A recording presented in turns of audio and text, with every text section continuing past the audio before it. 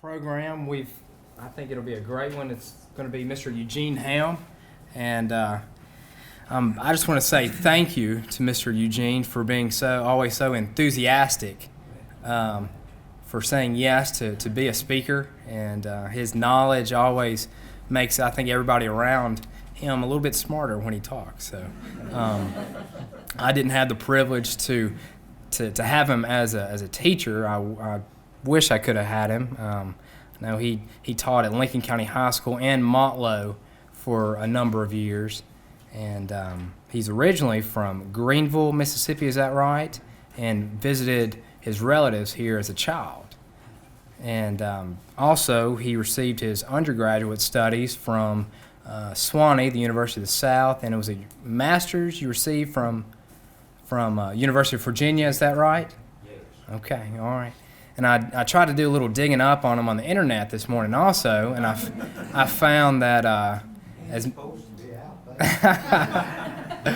I know he's not the biggest fan of social media, but on Facebook there's a picture of him under the I think it's Humans of New York, and they just have pictures, just shots of people in New York, and his photo has 33,000 likes on it.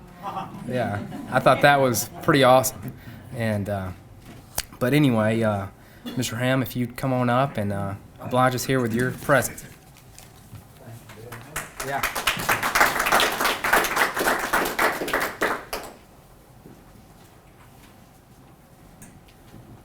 I will carefully do like ranting preachers of old and pull the watch out to make sure I don't blather at you too long. When we speak of livestock in Lincoln County today, we of course think chiefly of beef cattle. But for most of the 19th century and a great deal of the 20th, when somebody spoke of livestock, they were more than apt to be speaking of hogs and mules, and as well as sheep.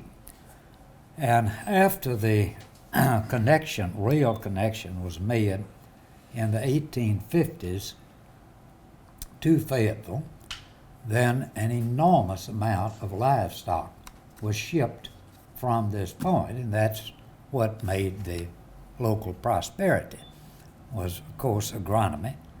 And everything that boarded the trains leaving here came slap through town. There was no bypass, no way around. They were not trucked to a remoter stockyard elsewhere. They came through town. And as my family were producers and dealers in livestock, I have heard a good many tales about critters coming through town. And this chopped up, these had been used for NPR pieces. But since you'll never hear them on the radio, you'll have to hear them here. Periodically, and sometimes even annually, communities and municipalities in our country challenge the national habitat of historical amnesia by festivals celebrating updated, sanitized versions of a place's past. In our neck of the woods, designated or volunteer individuals sport get-ups reminiscent of antebellum or later Victorian times.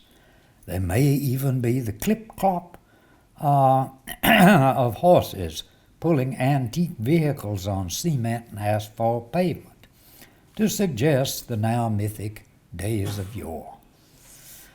Perhaps the actual sounds, smells, and appearance of a place in earlier times are impossible to conjure.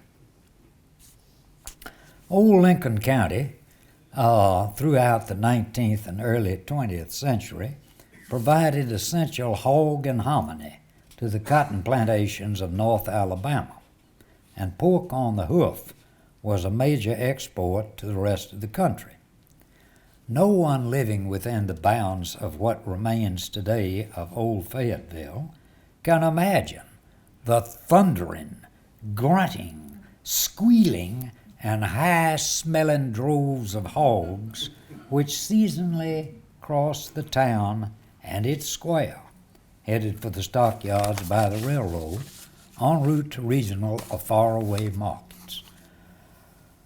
Old tales vividly recounted of the hazards to town folk, stock farmers, and hogs alike involved in these droves descended to me. One which springs to mind illustrates how chancy driving the critters from farm to stockyard could be, and the remarkable resourcefulness of my great-uncle Dick. He had reared a splendid crop of fine, fat hogs on one of his farms a few miles to the west of Fayetteville. Unfortunately, the drovers ran late in organizing the move, and the hogs reached the curve below the cemetery on College Street way up in the morning. There, they collapsed from what is described for humans as heat exhaustion.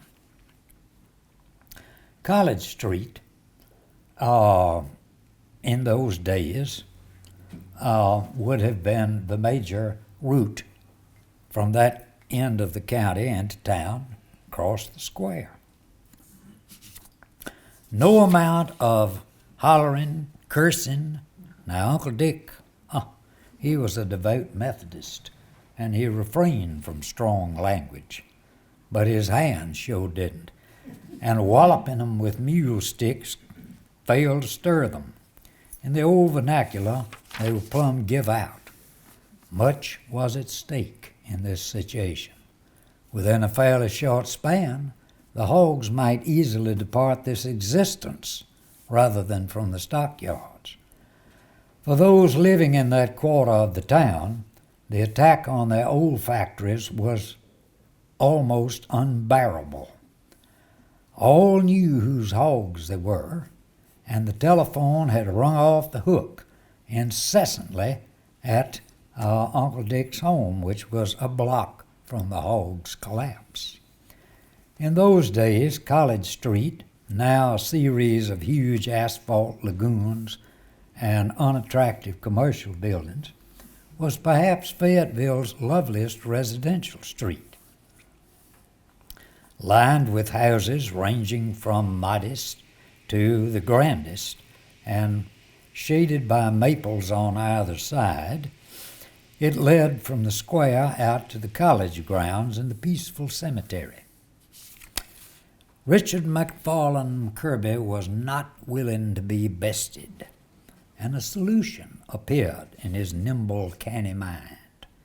As he strode up the front steps, Aunt Lily met him head on and shrieking hysterically. Ignoring her completely, he marched to the telephone and calmly placed a call to the city's fire department.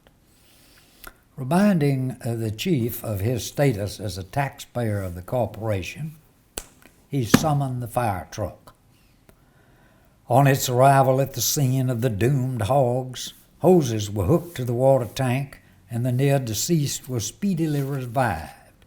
In a mighty triumph, the drove rumbled up College Street, across the square, and down to the tracks.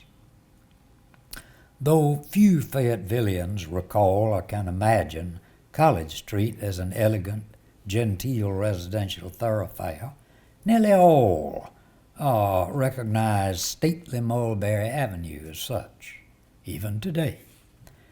But they don't recall its old identity as the Mulberry Pike. Well into the 20th century, it was the major drover's route into Fayetteville from farms to the north and east. One fine morning, a truly grand lady of old Fayetteville was reflecting on the perfect state of the family's house after days of a great seasonal cleaning. Curtains immaculate, rugs beaten insensible, floors polished to a high sheen. As the matron began her instructions to her cook back in the kitchen, the housemaid flicked an almost unnecessary dust rag in the front parlor. Suddenly, the lady's pleasant reverie was disturbed by a piercing wail from the front of the house. Miss Sue reached the kitchen door in time to behold an enormous, evil-smelling and loudly squealing sow careen down the newly polished hall floor and crash into the wall, terminating center hall. This independent-minded individual had left the drove, trotted up the front walk, crossed the porch, burst through the screen, and lost her footing when her hooves hit the polished hardwood. In her shock and enraged confusion, she had relieved herself while sailing down the hall. Fortunately, the crash rendered her stunned and senseless. Now, Miss Sue's response to calamities beyond her control was quite distinctive. She ascended the stair, repaired to her bedroom, drew the shades, changed into her nightgown, climbed into her bed, and pulled the covers over her head and remained until the crisis was settled by others. The maid telephoned Mr. John at his office on the square. In no time, the owner of the hogs, a farmer from up around Mulberry, was identified and informed of the prodigal sow's whereabouts. She was fetched and led to the stockyard. Damages were settled, and the hall was thoroughly put to rights. Mr. John gently roused Miss Sue, apprised her that all was well, and returned to his office. Miss Sue dressed, descended the stair, and took up her chatelain's duty of seeing to the preparation of the great midday dinner. Now, throughout the late 19th century and the first 3 decades of the 20th, Middle Tennessee, as some of us still know, was mule country. And Columbia sure didn't have the, sole control of it. Carloads of braying beasts were shipped from their breeding grounds in Missouri and Kentucky to county seat towns here in Middle Tennessee. They were farmed out to be fattened and broken and rounded up and either sold locally or shipped to markets in the deep South cotton belts for sale. To give example, in my hometown, which is dead and gone but was the leading city of the region, there were 2 enormous mule barns, and there were 2 sales a year. And one of them was half owned by a gentleman, Mr. McAdams, of the McAdams family from up in Liberty Valley, Belfast.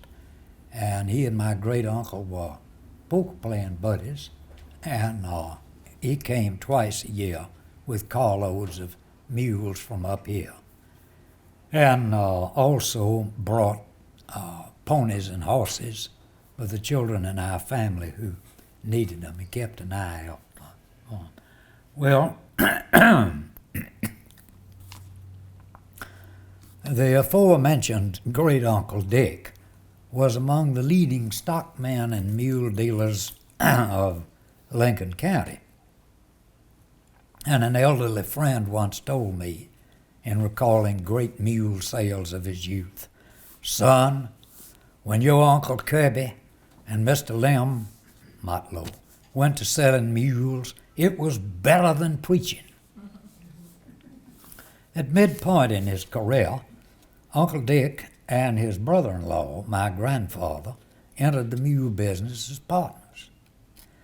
Customarily, a boxcar of the youthful mules was accompanied by a mare, who served as a matron, kept the critters calm, and led them when they were unloaded at the stockyard. Following her lead, and minding their surrogate mother, the mules trotted through town, across the square, and into their commodious new homes. One day a carload arrived in Fayetteville bound for Granddad and Uncle Dick's mule barn. Now these critters were by nature more venturesome and less inclined to traipse docilely behind their mama. Shortly after being unloaded, they broke loose in wild melee and galloped all over Fayetteville. The partners fell to pieces. Such efforts as they and their employees made at a roundup were to no avail. The young mules evaded capture gleefully and succeeded in horrifying many townsfolk who found them in their yards and on their porches and so forth. Now, to whom did the dismayed gentleman turn? To my tiny red-headed grandmother, Miss Tommy, of course. In her youth, she jumped fences side saddle and drove four-in-hands with ease. She knew the ways of horses and their near kin far better than either of the men. Further, she had mastered the automobile. Mr. Will couldn't drive. Miss Tommy drove him and trained his drivers. Mr. Dick's driving was erratic and dangerous at best. He never learned to shift gears, and he tore up a good many gear shifts, or, he had a driver. Hearing the hysteric mule man out, Granny pinned on a hat, fetched a mule stick, and carefully backed the large Cadillac touring car out the drive. Husband ensconced beside her, brother-in-law in the back seat. Slowly she made her way over town to areas whence the complaints and reports had issued. As the gentleman gaped, she calmly, firmly persuaded the mules from their haunts into streets and lanes, maneuvering them with the car onto College Street and into the barn. After the last recalcitrants had been safely gathered in, she returned to Washington Street and parked. Following his effusions of gratitude, my granddaddy, ever the perfect Chesterfield, leapt out to hand Granny down. Before returning to her considerable household duties, Miss Tommy cast a stern glare on brother-in-law and husband and issued her dictum. Will Smith, Dick Kirby, either learn to handle mules, hire a hostler who can, or get out of the mule business. I'll never do this again. Thank you.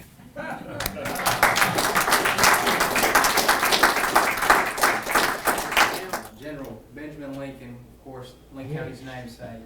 I know me and Crystal went to Charleston this past week and read on a couple of monuments where, of course, he surrendered. Yes. City of Charleston to Cornwallis. Did he ever? I know probably Lincoln County was named after him, but did he ever travel? He didn't. He was from Hingham, Massachusetts, and some years ago, by a strange accident, I was a invited guest on the Delta Queen boat from New Orleans. And on the boat with us was a very exotic couple. And my friends and I called him the captain and her the contessa. He was an Italian, very brilliant architect from Florence, Italy. And his wife, who was seemed to be struggling to hold on to him. He was quite a looker, very grand, was an American. And she was a descendant of General Benjamin Lincoln and had grown up in the house, which is still owned by their family. And when they returned to her ancestral home for the visit, he nearly went nuts because it's an 18th century house and the floors like this, and his whole sensation in the bed was that he was falling out. So he went back and stayed in their Grand Hotel in Boston, and she made a family there. But General Lincoln was in the Southern Theater and much beloved by his troops, and with General Greene. And does everybody know the story of the surrender at Yorktown and why? I mean, I never went to school there but 1 year, and it was pounded into us. Fayetteville, the old name of Fayetteville, North Carolina, honored the Marquis de Lafayette, and the General Benjamin Lincoln, comma, who received the sword from Cornwallis at Yorktown. Well, what happened, supposedly, was when Lord Cornwallis had to surrender, he wasn't about to tote that sword out to a commoner like George Washington. He was a lord. So he sent this little pipsqueak member of his staff, major or something, out with the sword. George Washington's dignity was immense, and he wasn't about to put up with that. Go out and take it from the pipsqueak. He turned to the tallest man on his staff, and that was Benjamin Lincoln, who was over 6 feet, who went out and took the sword from pipsqueak, a British officer. And that's, at least, I think that is true. Yes, sir. Yeah. Wow. And Cornwallis had actually got his sword when he surrendered in South Carolina, Charleston. Yes. So it was kind of like fair It play was, came back exactly. home, It was because he had to give him his sword back. Back He at, surrendered in South Carolina, and then he surrendered. It came back to roost. Mm-hmm. Yes, sir. And, I've got one more question too. During the Civil War, when Fayetteville was occupied by the North, Yes. who was the general that, I don't know if he was a general, but who was the man that spared the stone bridge? Weren't they supposed to knock it down? Well, yes. Now, that was earlier. The tale goes that when Sherman was moving his army to Chattanooga, is that right? I'm not sure on that. Well, I'm pretty sure that was the deal. And this was the only foot and horse bridge over the Elk. Now, the railroad bridge out there before you get to Kelso on the Douglases, that bridge actually antedated, but it was for the railroad. And the stone bridge was relatively new. Yes, sir. And there was an engineer, whoever was in charge of Sherman's on the engineer with it.